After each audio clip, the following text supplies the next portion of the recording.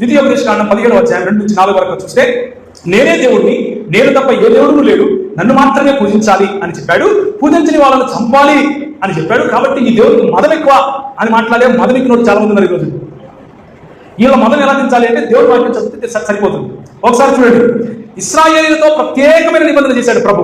ఇశ్రాయేలీయులను ఎన్నుకున్నాడు. నేను నీ తండ్రిని అని చెప్పాడు, నేను నీ భర్తను అని చెప్పాడు, నేను మాత్రమే నీకు దేవుడిని అని చెప్పాడు.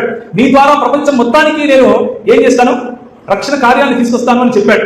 మీరు 400 సంవత్సరాలు మగ్గుతారా నాన్న, మీరు అక్కడ మగ్గే సమయంలో మీ బానిసత్వం నుంచి మిమ్మల్ని విడిపిస్తాను, నేను గద్దరెక్కల మీద తీసుకొని వచ్చినట్టుగా మిమ్మల్ని తీసుకొని వస్తాను అని చెప్పి తీసుకొని వస్తూ ఉంటే, ఆయన చేసిన ప్రతి ఒక్క ప్రామిస్ నెరవేర్చుకొని తీసుకొని వస్తూ ఉంటే వీళ్ళు ఏం చేశారు,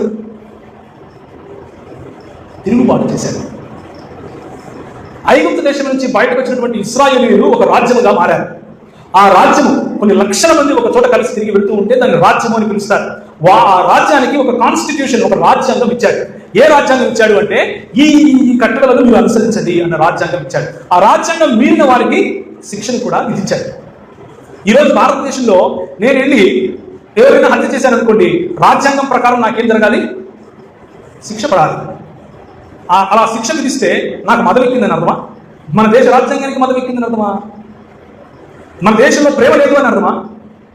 ఇంగితం లేదు రాసేవాళ్లకు అని అర్థం. ప్రేమ లేదు అంటే, ప్రేమ ఒకటే కాదు, మా దేవుడు కేవలం ప్రేమించేవాడు మాత్రమే కాదు, hour God is a just God as well. మా దేవుడు న్యాయవంతుడైన దేవుడు కూడా. ఆయన ప్రేమించేవాడు అన్నది ఎంత సత్యమో, న్యాయవంతుడు అన్నది కూడా అంతే సత్యం.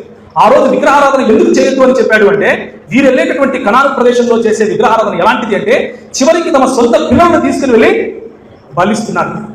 సొంత పిల్లలను బలించే సంస్కృతి, సొంత భార్యలను అమ్ముకునే దుస్థితి, సొంత భార్యలను పరునికి మరి దానంగా ఇచ్చే దుస్థితి మన సంస్కృతిలోనూ చర్చ చేసింది. అది ఒకప్పుడు క్రైస్తవ్యం వచ్చిన తర్వాత కదా అది ఆగింది.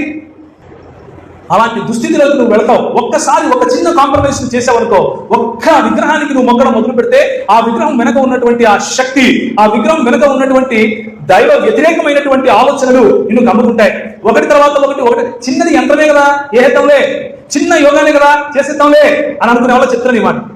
ఒక్కసారి నువ్వు కాంప్రమైజ్ చేస్తే, once you take that step of compromise, you will go ahead and do everything that they do. And God want the people of Israel for that. Don't do that. I alone am God. You will worship this as God first. You will make a small, small murti, small vigraham for yourself. But later you will become నువ్వు పూజించే వాళ్ళలాగా తయారవుతావు. దేవుని వాక్యం చెప్తుంది, they become like those whom they worship. అలాగే తయారవుతావు.